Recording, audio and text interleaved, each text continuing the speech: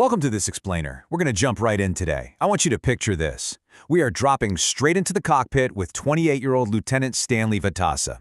It's 11:35 in the morning on October 26, 1942.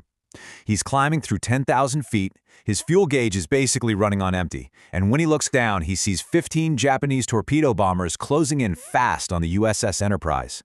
It's an absolutely impossible scenario, but the mathematics of this exact moment are about to dictate the entire future of the Pacific War. Because what unfolds over the next 7 minutes of 400-mile-per-hour aerial combat, will literally decide whether the United States holds the Pacific or loses it entirely. Okay, let's dive into this. The terrifying mathematics here really show the sheer scale of the threat. You've got 15 Nagajima torpedo bombers, known as Kates, flying in this tight, disciplined formation. Each one of them is carrying an 1,800-pound aerial torpedo. To put that into perspective, a single hit from just one of those could cripple the Enterprise. 2 hits would sink her outright. And 15 torpedoes in the water meant she was pretty much guaranteed to take at least 5 or 6 hits, even if the ships below fired perfectly. And standing between this massive strike force and the carrier, exactly 2 aircraft, Vatasa and his wingman. So watch how this dogfight actually unfolds. As the Japanese formation descends to drop their torpedoes, going from 6,000 feet down to 4,000 and then 2,000, Vatasa doesn't even hesitate. He rolls inverted and pulls his Wildcat into a blistering vertical dive.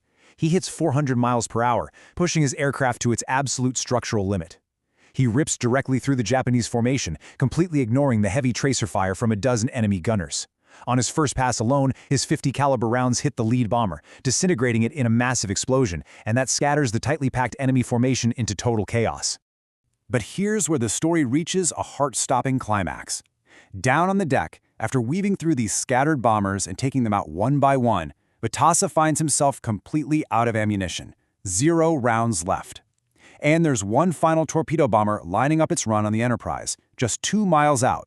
With literally no ammo and no other options, Vatasa jams his throttle forward, ignores the enemy rear gunners shooting right at him, and flies his Wildcat until his spinning propeller is a mere 10 feet from the enemy's tail.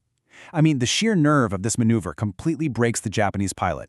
It forces him to drop his torpedo way too early and flee, sending the weapons splashing harmlessly into the ocean. When Vatasa finally lands back on the deck, his flight suit just soaked in sweat, he has just achieved the impossible. He scored an ace-in-a-day status with 7 confirmed kills in a single 7-minute mission. 0 torpedoes hit the carrier, the USS Enterprise survives completely undamaged, he had single-handedly broken the enemy formation. Part 1.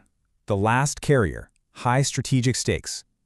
To really grasp the gravity of those 7 minutes, we need to understand why saving this specific ship mattered so much. And this brilliantly illustrates the grim reality the U.S. Navy was facing. Over the course of 1942, the once mighty American fleet had been systematically decimated. It was brutal. The Lexington was lost in May.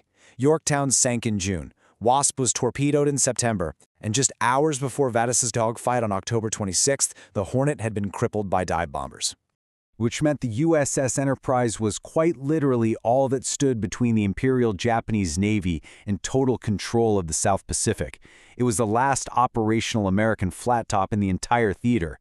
It's a terrifying domino effect when you trace it out. If Vatasa had failed and they lost the Enterprise, that meant no air support for the 23,000 Marines dug in at Guadalcanal. With the Marines exposed, Henderson Field would undoubtedly fall. If Henderson Field fell, Guadalcanal was lost. And if Guadalcanal was lost, the vital supply lines to Australia would be completely severed. The entire Allied offensive in the Pacific would have collapsed. That is the weight that was riding on Vatasa's shoulders that morning. Part 2. The Admiral's Mistake. A catastrophic decision. Which brings us to the most crucial question of this explainer.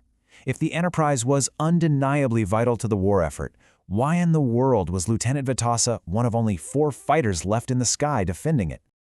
Well, to understand what happened, we got to look at standard naval doctrine. There's this concept called the duty carrier. It dictates that when a task force has 2 carriers, one launches the offensive strike while the other stays back on defensive station to maintain combat air patrols and protect the fleet. The Hornet was the attack carrier. The Enterprise was supposed to be the defensive duty carrier. But the day prior, October 25th, Admiral Thomas Kinkaid makes a catastrophic decision. Based on an unconfirmed patrol plane report about Japanese carriers being 360 miles away, Kinkaid completely ignores doctrine. He launches the entire Enterprise Air Group on this massive search and destroy mission. And, you guessed it, it turned out to be a wild goose chase. They found nothing but empty ocean. When the aircraft finally returned, their fuel tanks were critically low, the pilots were totally exhausted, planes needed maintenance, and the Enterprise had virtually no reserve strike capability left.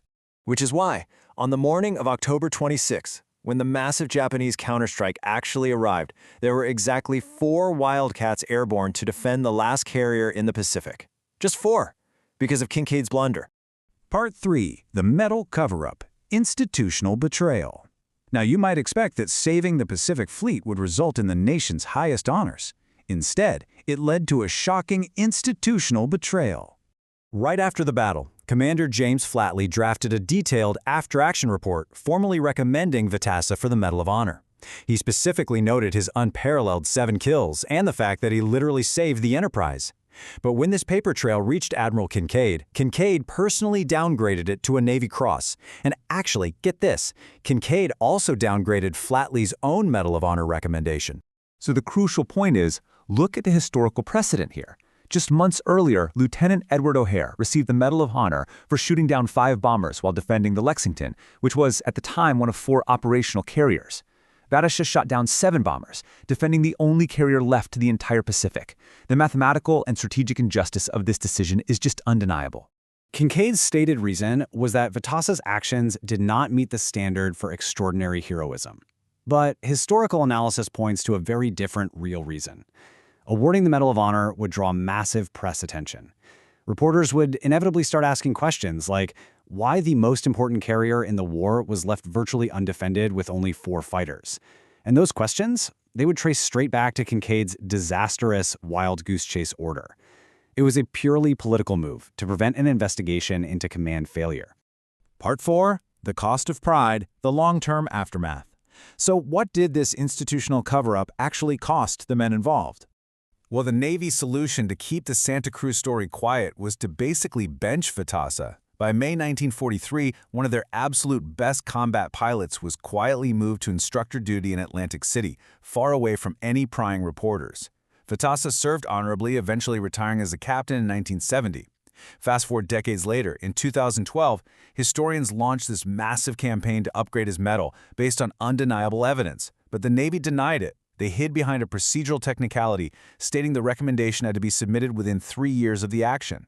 In January 2013, Stanley Vitassa passed away at 98, the historic mistake never officially corrected.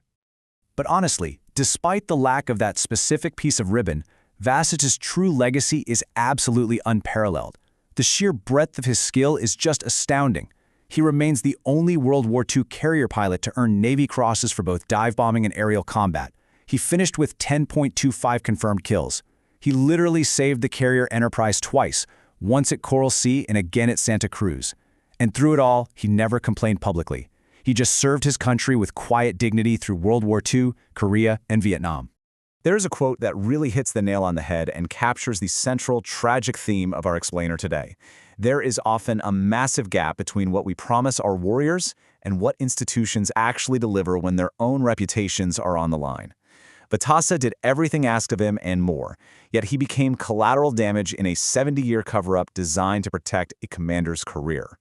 So, it leaves us with a pretty provocative thought to end on. What happens to history when institutions prioritize protecting their own momentum over honoring their greatest heroes? It really makes you wonder, right? How many other untold stories of sheer impossible bravery have been lost to the quiet files of bureaucracy? It's something that should make us all want to dig just a little bit deeper into the history books. Thanks for joining me for this explainer, and keep questioning the stories you've been told.